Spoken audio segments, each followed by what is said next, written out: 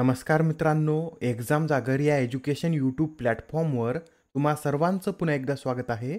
मित्रांनो, या आधीच्या सत्रामध्ये तुमच्यासाठीचा प्रश्न होता, पहिल्या मराठवाडा बालकुमार साहित्य संमेलनाचे आयोजन कोठे करण्यात आले? या प्रश्नाचं योग्य उत्तर आहे पर्याय क्रमांक 4 म्हणजेच पैठण या शहरामध्ये पहिल्या मराठवाडा बालकुमार साहित्य संमेलनाचं आयोजन करण्यात आलेलं आहे. आणि हे जे संमेलन होतं, याचे संमेलनाध्यक्ष कोण होते? तर नांदेडचे सुरेश सावंत हे या संमेलनाचे संमेलन अध्यक्ष होते व या संमेलनाचं आयोजन विशाल बहुउद्देशीय प्रतिष्ठान पैठण आणि मराठवाडा साहित्य परिषद शाखा पैठण यांच्या संयुक्त विद्यमाने करण्यात आले होते. आजच्या सत्राचा पहिला प्रश्न पहा. वर्ल्ड इकॉनॉमिक फोरमच्या 5 दिवसीय बैठकीचं आयोजन कोणत्या शहरात करण्यात येत आहे? तर या वर्ल्ड इकॉनॉमिक फोरमच्या 5 दिवसीय बैठकीचं आयोजन दावोस या शहरामध्ये करण्यात येत आहे. स्वित्झर्लंडमधील दावोसमध्ये ही बैठक 15 जानेवारी रोजी सुरू झाली आहे व ही बैठक 19 जानेवारीपर्यंत चालणार आहे. ही या वर्ल्ड इकॉनॉमिक फोरमची कितवी वार्षिक बैठक आहे? तर ही 54वी बैठक आहे. बरं, या बैठकीमध्ये भारताचे प्रतिनिधित्व कोण करत आहेत? तर केंद्रीय मंत्री स्मृती इराणी, अश्विनी वैष्णव आणि हरदीप सिंग पुरी हे यामध्ये भारताचं नेतृत्व करत आहेत. तसेच यावेळेसच्या बैठकीची थीम काय आहे? तर रिबिल्डिंग ट्रस्ट अशी यावेळेसच्या बैठकीची थीम आहे. आणि मित्रांनो, ही जी परिषद आहे, ही परिषद दरवर्षी जानेवारी महिन्यात दावोस येथे आयोजित केली जाते. वर्ल्ड इकॉनॉमिक फोरमविषयी सांगायचं झालं तर वर्ल्ड इकॉनॉमिक फोरम ही स्वित्झर्लंडमधील ना नफा संस्था आहे व याचं मुख्यालय स्वित्झर्लंडमधील कोलोग्नी येथे स्थित आहे. ही संस्था खाजगी सार्वजनिक सहकार्यासाठी आंतरराष्ट्रीय संस्था म्हणून स्विस अधिकाऱ्यांद्वारे मान्यताप्राप्त संस्था आहे. या संस्थेद्वारे जगभरातील व्यवसाय, राजकारण, शैक्षणिक आणि इतर क्षेत्रातील नेत्यांना एकत्र आणून जागतिक, प्रादेशिक आणि औद्योगिक दिशा ठरवण्याचं कार्य केलं जातं. या संस्थेची स्थापना 1971 मध्ये जिनेवा विद्यापीठात कार्यरत प्राध्यापक क्लास एम शॉब यांनी केली होती व 1987 मध्ये याचे नाव बदलून वर्ल्ड इकॉनॉमिक फोरम असं करण्यात आलेलं आहे. सध्या याचे अध्यक्ष कोण आहेत? तर बार्ज ब्रेंडे हे सध्या या वर्ल्ड इकॉनॉमिक फोरमचे अध्यक्ष आहेत. नेक्स्ट क्वेश्चन पहा. भारतातील कोणत्या व्याघ्र प्रकल्पाला इंटरनॅशनल डार्क स्काय पार्क म्हणून मान्यता देण्यात आली? तर आता भारतातील पेंच व्याघ्र प्रकल्पाला इंटरनॅशनल डार्क स्काय पार्क म्हणून मान्यता देण्यात आली आहे आणि अशी मान्यता मिळवणारा हा भारतातील पहिलाच व्याघ्र प्रकल्प ठरला आहे व आशियातील हा अशा प्रकारचा 5वा व्याघ्र प्रकल्प आहे. याआधी आशिया खंडातील जपान आणि दक्षिण कोरियामध्ये सुद्धा असे प्रकल्प उभारण्यात आलेले आहेत. पर या डार्क स्काय पार्कचा उपयोग काय होतो? तर या क्षेत्रामधून आपण रात्रीला चांदण्या स्पष्ट पाहून आत्मिक शांती मिळवू शकतो. यासाठी असे डार्क स्काय पार्क तयार केले जातात. या पार्कमध्ये रात्री कृत्रिम लाईटचा उपयोग केला जात नाही व यामुळे अशा क्षेत्रातून रात्रीला स्पष्टपणे चांदण्या पाहता येतात. पर हा जो पेंच व्याघ्र प्रकल्प आहे हा महाराष्ट्रातील कोणत्या जिल्ह्यामध्ये स्थित आहे? तर पेंच व्याघ्र प्रकल्प हा महाराष्ट्रातील नागपूर जिल्ह्यामध्ये स्थित आहे. प्रश्न क्रमांक 3 पहा. लष्करी दळणवळणासाठी भारतीय लष्कराने तयार केलेल्या स्वतःच्या स्वतंत्र संपर्क यंत्रणेचे नाव काय आहे? मित्रांनो, आता भारतीय लष्कराने स्वतःची एक संपर्क यंत्रणा तयार केली आहे व या संपर्क यंत्रणेला संभव असं नाव देण्यात आलं आहे.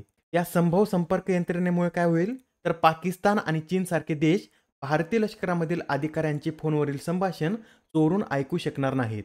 महत्त्वाचा प्रश्न आहे, लक्षात ठेवा. भारतीय लष्कराने स्वतःची स्वतंत्र संपर्क यंत्रणा सुरू केली असून ही यंत्रणा 5G तंत्रज्ञानावर आधारित आहे. आता हा प्रश्न पहा, यात काय विचारलं आहे? तर भारत आणि कोणत्या देशादरम्यान सहयोग कायजिन हा युद्धाभ्यास आयोजित केला जातो? तर आता हा जो सहयोग कायजिन युद्धाभ्यास आहे हा भारत आणि जपान या 2 देशादरम्यान आयोजित केला जातो व यावेळेसच्या या 20व्या अभ्यासाची आवृत्ती चेन्नईच्या किनाऱ्याजवळ हिंदी महासागरात सुरू झालेली आहे. हा जो युद्धाभ्यास आहे हा भारतीय तटरक्षक दल आणि जपानचा तटरक्षक दल यांच्यात आयोजित केला जातो.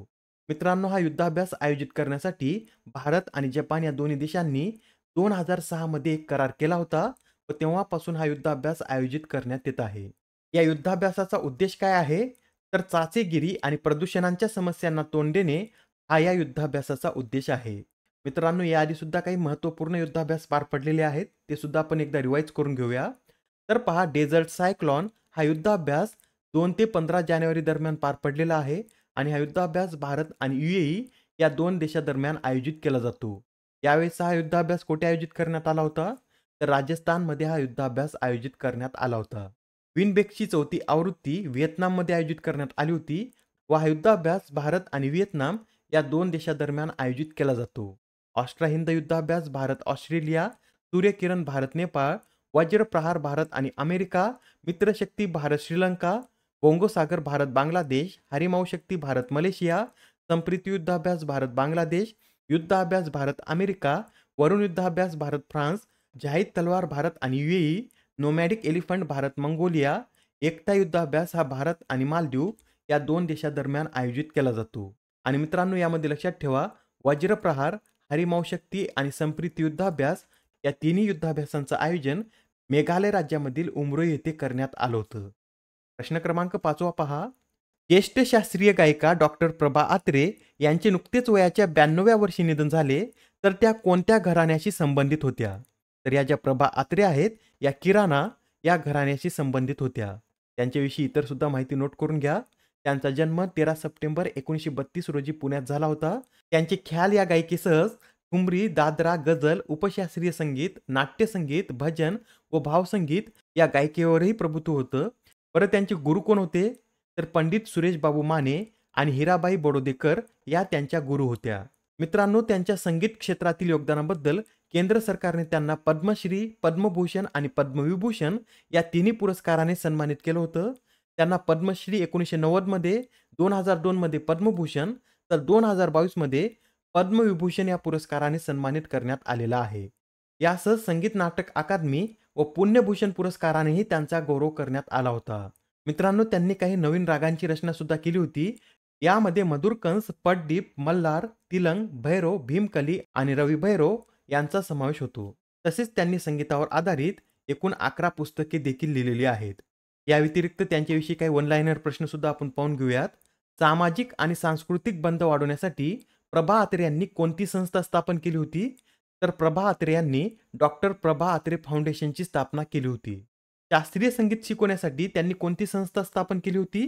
तर स्वरामय गुरुकुल ही संस्था स्थापन केली होती. व अलीकडेच त्यांना 25 डिसेंबर 2023 रोजी कोणता पुरस्कार प्रदान करण्यात आला होता? तर त्यांना 25 डिसेंबर 2023 रोजी पुण्यामध्ये अटल संस्कृती या पुरस्काराने सन्मानित करण्यात आलं होतं. प्रश्न क्रमांक 6 पहा. दिव्य कला मेळा 2024 चे आयोजन कोठे करण्यात येत आहे?